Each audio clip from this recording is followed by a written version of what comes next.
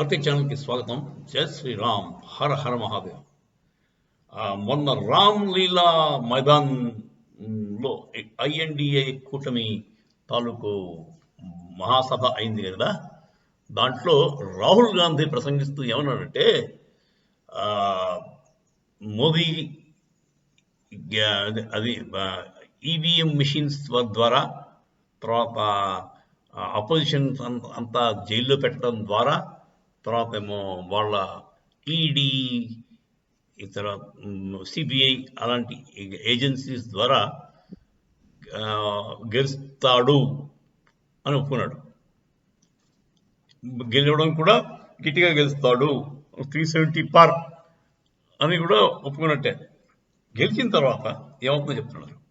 అది గెలిస్తే ఏమవుతుందంటే మీకు 2/3 మెజారిటీ వస్తుంది, కాన్స్టిట్యూషన్ని మార్చేస్తాడు. దాంతో మొత్తం ఇండియా అంతా అల్లకల్లోలం అయిపోతుంది. రచ్చ రచ్చ చేస్తాము అంటే వాడే చేస్తాడు. రచ్చ రచ్చ, ఇండియా విల్ బికమ్ ఒక సివిల్ వార్ లైక్ సిచ్యువేషన్ వచ్చేస్తుంది. ఇండియాలో ఆగ్ లగ్ జాయి అంటాడు, అంటే మంటలు రేగితే అని అతను చెప్పాడు. అది చెప్పాడో బెదిరిస్తున్నాడో అన్న ఉద్దేశం. ఈ కాంగ్రెస్ వాళ్ళు చాలా ప్రమాదకరమైన జాతి ఉండేది. అది అసలు దేశం అంటే వాడికి ఏ కొసన భక్తి ఉండదు. మీకు వాజ్పేయి గారు, అటల్ బిహారీ వాజ్పేయి గారు ఎప్పుడో చెప్పారు, కాంగ్రెస్ పార్టీ పవర్లో ఉంటే ప్రమాదకరమే, కానీ పవర్ లేకపోతే ఇంకా ప్రమాదకరం అని. కాంగ్రెస్ పార్టీ అపోజిషన్లో ఉంటే ఇంకా ప్రమాదకరం. కానీ మోదీ, అజిత్ దోవల్, జయశంకర్ ఈ కాంబినేషన్ వల్ల వాళ్ళని ఇప్పటిదాకా అరికట్టగలిగారు. ఈ 2 నెలల్లో ఏమవుతుందో ఇంకా భయమే వేస్తోంది మాకు. ఈ 2 నెలలు ఎలక్షన్స్ కంప్లీట్ జూన్ 7th రోజు ఇప్పుడు ఉంది కదా, అప్పటిదాకా చాలా అప్రమత్తంగా ఉండవలసిన అవసరం ఎంతైనా ఉంది. ఆ తర్వాత కూడా ఓడిపోయిన తర్వాత కూడా వాళ్ళు ఏదో ప్లానింగ్ ఉంటుంది, వాళ్ళ ప్లాన్ బి, ప్లాన్ సి ఇలా ఉంటాయి. సో ఈ రిజీమ్ చేంజ్ అంటే ఉన్న గవర్నమెంట్, స్థిరమైన గవర్నమెంట్ తీసి పారేయాలి ఎలాగా మీద పుస్తకాలు రాశారండి ఎవరో ఈ పాశ్చాత్యులు, మన మేధావులు, అంటే మన మించిన మేధావులు అన్నారు. ఈ వెస్టర్న్ క్రికెట్ బాగర్స్ వాడు ఎంతసేపు పాపం సద్దాం హుస్సేన్ ఎక్సలెంట్గా పాలించుకుంటున్నాడు, వాడు కల్నల్ గద్దాఫీ ఎక్సలెంట్గా పాలించుకుంటాడు, వాడు పాటివాడికి. కల్నల్ గద్దాఫీ అయితే వెల్ఫేర్ స్టేట్లోకి ఉండేది, పెళ్లి చేసుకుంటే ఒక ఫ్లాట్ కొంత అమౌంట్ మనీ ఇచ్చేవాళ్ళు పాపం ఆ జంటల కోసం. అలాంటిది ఏమైపోయింది ఇప్పుడు? ఇరాక్ ఏమైపోయింది? ఈ అది నాశనం చేశారండి ఇరాక్ను, మొత్తం నాశనం. పాపం వాడి దగ్గర ఏదో కెమికల్ వార్ఫేర్ చేసేస్తున్నాడు, కెమికల్ వెపన్స్ తయారు చేస్తున్నాడు అని చెప్పేసి బాంబు చేసేసి మొత్తం సదాం హుసేన్ జైల్లో పెట్టేసి, తర్వాత ఉరితీసి, ఎందుకు ఉరి తీసాడో తెలియదు. వాడు వార్ క్రిమినల్, వార్ క్రైమ్స్ ఏం చేశాడు, వాడి మీద క్రైమ్ జరిగింది యాక్చువల్లీ. సో ఇదండి యుఎస్, యూకే వాళ్ళ వైఖరి. దానికి ఎప్పటికీ they pay very heavy price అండి. అది కర్మ సిద్ధాంతం ప్రకారం తప్పదు. దేశం, యుఎస్ అనే దేశం భరించవలసిన అవసరం ఎంతైనా ఉందండి. Very soon it will happen. సరే, ఇప్పుడు మెయిన్ పాయింట్ ఏంటంటే రాహుల్ గాంధీ గారు చెప్పిన అదే వాళ్ళ పుస్తకాలు రాశారని చెప్పాను కదా, రెజీమ్ ఎలా చేంజ్ చేయాలి. ఒక సుస్థిరమైన మంచి పాలన చేస్తున్న ఒక గవర్నమెంట్ ఉందంటే దాన్ని ఎలా పడగొట్టాలి అన్న దాని మీద వాళ్ళు రీసెర్చ్ చేసేది. కాకపోతే ఇండియాలో అవి చెల్లదు, ఎందుకంటే ఆ రెజిమ్స్ కొంచెం వేరు. అవి ఇంచుమించు రాసాయనిక పాలన లాంటివి. సదాం హుసేన్, కల్నల్ గద్దాఫీ అలాంటి వాళ్ళు బాగానే చేశారు, కానీ కొంచెం ఆటోక్రాటిక్ ఉంటుంది, అంటే డిక్టటోరియల్గా ఉంటుంది. వాటిని పడగొట్టడం వాళ్ళ లాజికల్గా వాళ్ళు రాసుకున్న సిద్ధాంతాల ప్రకారం సరిపోయింది. కాకపోతే ఇండియాలో అది చెల్లదు, అంతలా కష్టం, అంత సింపుల్గా ఇంప్లిమెంట్ చేయడానికి అవదు. ఎందుకంటే India all said and done Modi గారు కన్సెన్సస్ వాళ్ళు వచ్చినాయి. మోదీ గారు అంటే విపరీతమైన అభిమానంతో ప్రజలందరూ ఇప్పటికీ ఉన్నారు. అందువల్ల గెలిచాడు తప్ప అతనే బలవంతం చేసి రిగ్గింగ్ చేసి లేకపోతే ఈవీఎం మెషిన్ మ్యానిపులేట్ చేసి గెలిచిన ఆ, గెలిచాడు అన్న తప్పు, అది చాలా తప్పు. అది రాహుల్ గాంధీ చేసిన రాహుల్ గాంధీ చేసిన ఫస్ట్ మిస్టేక్. ఆ తర్వాత ఏమంటాడు, మేము after getting a good majority constitution మార్చేస్తారు అంటాడు. మార్చడం తప్పే ఉంది. పనికిరాని కాన్స్టిట్యూషన్ ఎన్ని చేంజెస్ ఎవరు చేయ నెహ్రూ 17 సార్లు కాన్స్టిట్యూషన్ మార్చాడు. ఇందిరమ్మ 12 సార్లు మార్చింది. మన్మోహన్ సింగ్ 8 సార్లు మార్చాడు. మరి వీళ్ళంతా ఏంటి? ఇప్పుడు మనం ప్రతిదీ మార్పు కోరుతా ఉండే మనుషులే మారుతున్నారు.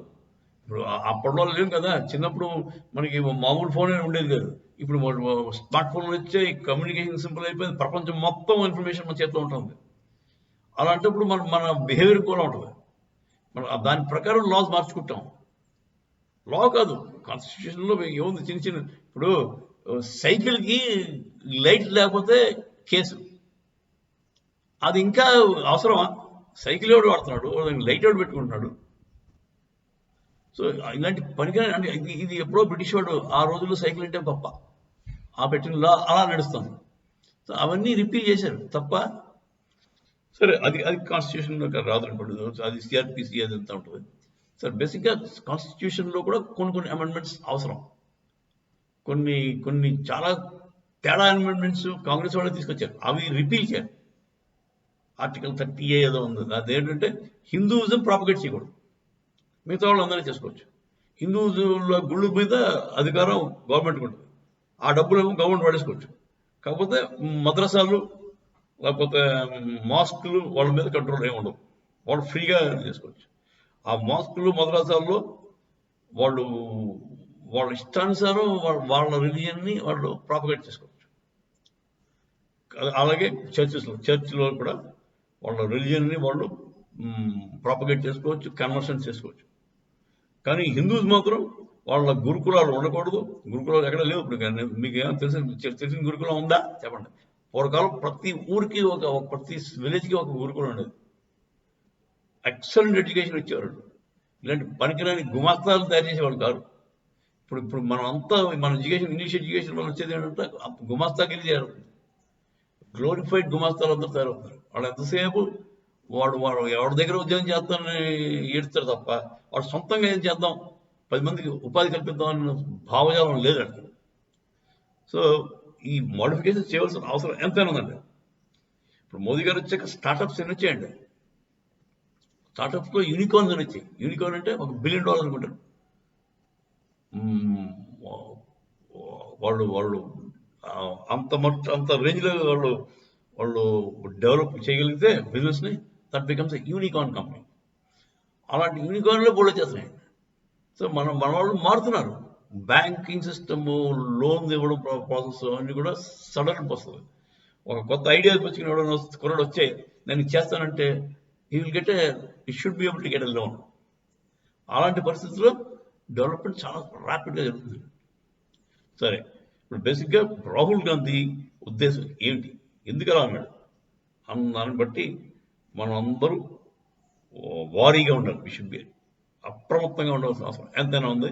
కాంగ్రెస్ పార్టీని దరిదాపుల్లోకి రానివ్వండి. ఇటలీకి పంపిస్తే నాకు I'll be the happiest person. వాళ్ళకి ఏదో లెస్ దెన్ డబుల్ డిజిట్ నుంచి 20-30 వచ్చాయనుకోండి, అప్పుడు హాయిగా రాహుల్ గాంధీ ఇటలీ వెళ్ళిపోతాడు. వాడు పిల్లలతో వాడు కాపురం చేసుకుంటాడు. వాడికి పెళ్ళి దొంగతనంగా కాపురం చేయాల్సిన అవసరం ఉండదు.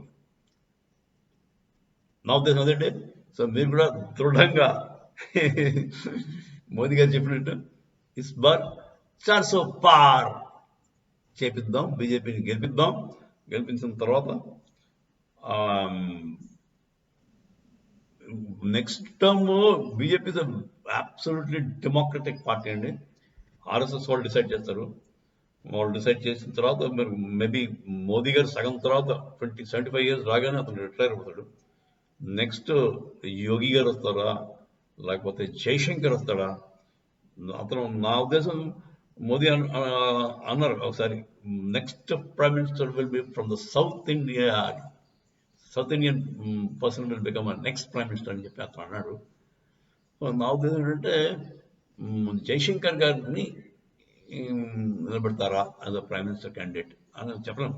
కాకపోతే కొంచెం అతనికి పొలిటికల్ నాలెడ్జ్ అది తక్కువ, అక్యూమెన్ తక్కువ, పొలిటికల్ అక్యూమెన్ తక్కువ. కొంచెం ఈ పాలిటిక్స్లో నార్త్ ఇండియన్స్ హ్యాండిల్ చేయడం కష్టం అవుతుంది. యూపీ బేసిక్గా any prime minister should be from UP అని మనకి అన్రిటన్ లా అది. అది అది అందరికీ తెలిసిన విషయం. యూపీ నుంచి వచ్చినాడే ప్రైమ్ మినిస్టర్. అంతేత చూద్దాం ఏం జరుగుతుందో. చాలా జాగ్రత్తగా ఉండవలసిన అవసరం ఎంత ఉంది. మనం బీజేపీని గెలిపించుకుందాం.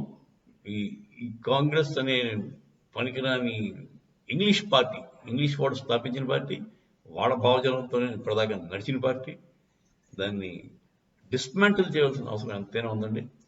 ఆల్టర్నేటివ్గా మీకు కావాలంటే మన మన ఇండియన్ భావజాలంతో ఉన్న పార్టీలు తీసుకురండి. అంతేగాని ఎంతసేపు ముస్లిం అపీస్మెంట్ చేస్తాము, హిందూ హేట్రెడ్ తోటే నడుస్తాము డిఎంకే లాంటి అన్న వాళ్ళని పక్కన పెట్టండి. మనకి రిస్క్, మన Hindus are at great risk అండి. మనం ఇంకెవరికి ఏం పోదు. మన ఆంధ్రాలో ఆనంద్ రంగనాథన్ చెప్తున్నాడు 50% కంటే తక్కువ హిందూస్ అంట. ఆల్రెడీ 50% మార్జిన్ తగ్గిపోయాం మనం. మిగతా వాళ్ళందరూ సైలెంట్గా క్రిస్టియానిటీలో అయిపోతున్నారు. Christianity and Islam both are equally dangerous. వాళ్ళు ఏంటి, వాళ్ళు కన్వర్ట్ అయిన దగ్గర నుంచి మీ ప్రసాదాలు మేము తినడండి, మీరు పసుపు కుంకుమ వేసుకుని వస్తే మాకు కొంచెం కిట్టదండి, దూరంగా జరగండి, మీరు పసుపుతో బొట్టు ఎందుకు పెట్టినారండి, ఈ మన మీద వాడిచులు పెట్టండి. ఇప్పుడు స్కూల్లో వెళ్తే పూలు పెట్టుకుని పిల్లలు వెళ్తే పూలు పీకేస్తారు. ఆంధ్రాలో పరిస్థితి చాలా చాలా దారుణంగా ఉందండి. ఇంకొక 2-3 5 years or 10 years జరిగితే వీల్ బికమ్ 30% or 25% మైనారిటీ అయిపోతాం. అప్పుడు ఉంటుందండి మన మనసు. మీ మా క్యాస్ట్ గీస్ట్ పెట్టి ఓట్లు వేశారు కదా, లేకపోతే ఏదో ఫ్రీగా ఇచ్చాడని ఓట్లు వేశారు కదా, మీ సరదా తిరిగిపోతుంది. ఇప్పుడు మనకు 2 పార్టీలు పనికిరాని పార్టీలు. వైఎస్ఆర్సీపీ కూడా అవుట్ అండ్ అవుట్ క్రిస్టియన్. ఇప్పుడు ఈ తెలుగుదేశం వాడు ఎక్కడ ఉన్నాడో అడిగేది. తెలుగుదేశం వాడు ఎటువైపు ఉన్నాడో వాడికి తెలియదు. వాడు మొన్న స్టేట్మెంట్ ఏంటి, చర్చికి నేను 1 గంట ఎక్కువ ఇస్తాను అంటాడు. మందు జగన్ కంటే మంచి మందు సరఫరా చేస్తాడు. ఏంటండి ఇది? ఒక ఐడియా ఉన్న మా నాయకుడు మాట్లాడినది చర్చలకి ఫండింగ్ ఇంకా ఎక్కువ ఇస్తాను వైఎస్ఆర్సీపీ అని అంటున్నాడు. చాలా ఆశ్చర్యకరం, నీచంగా అనిపిస్తుంది. అంటే ఓట్ల కోసం ఏదైనా చేస్తారండి. ఓట్ల కోసం అసలు వాళ్ళ సిద్ధాంతాలు లేవు, ఏం లేవు. ఓటు కావాలి అంతే, గెలిపించు, ఆ తర్వాత చూసుకో, నీ తాట తీస్తా, నువ్వు గెలిచిన తర్వాత నీ సరదా తినిపోదు. అదండి రాహుల్ గాంధీ అండ్ కాంగ్రెస్ లైక్ పార్టీస్ని అర్జెంటుగా మనం, అసలు మంచి లీడర్స్ రావాలంటే మనం వాళ్ళందరికీ ఓటు వేయడం మనిషి అనుకోండి, అప్పుడు మంచి ఓటు ఆటోమేటిక్గా వస్తాం. సరైన వాళ్ళకి వస్తాం. మంచి కరెక్ట్గా మాట్లాడాడు. ఇప్పుడు జేడి లక్ష్మీనారాయణ గారు ఎక్సలెంట్ గా, జేడి లక్ష్మీనారాయణ అతను మాట్లాడే తీరు అంతా నాకు బాగా నచ్చింది. So first thing, Hindus need protection sir. Hindus need protection, లేకపోతే మనం ఉనికి ఉండదు. మనం మెత్తనళ్ళం, మనం ఎవరికి అపకారం చేయము. మనం మీద పడి కొట్టినా ఏమనం. మనకి ఇప్పుడే మెజారిటీ అనుకుంటున్నాం, కానీ మెజారిటీ ఉన్నప్పుడే మనం ఇలా ఉంటే మన పరిస్థితి. రేపు మైనారిటీ అయితే ఏమైపోతాం. సో మనం కాపాడుకోవడం కోసమని బీజేపీకి వేయాల్సిన అవసరం ఎంతైనా ఉంది. రేపు పొద్దున ఇంకా ఆల్టర్నేటివ్ పార్టీ కావాలంటే హిందూయిజం ప్రాపగేట్ చేస్తానన్న పార్టీకే వేద్దాం, గొంపగిత్తుగా వేద్దాం. Let us all unite. ఒక హిందువులందరూ ఒక పార్టీకి వేస్తారు అని ఒక సంకేతం పంపిద్దాం. అప్పుడు చూడండి మనం దమ్మెలా ఉంటుంది నా ఉద్దేశం ఇది. సో రాహుల్ గాంధీ చాలా ప్రమాదకరంగా మాట్లాడుతున్నాడు, భయపెడుతున్నాడు. మీరు అందరూ భయపడండి, జాగ్రత్తగా ఉండండి. జై శ్రీరామ్, హర హర మహాదేవ్.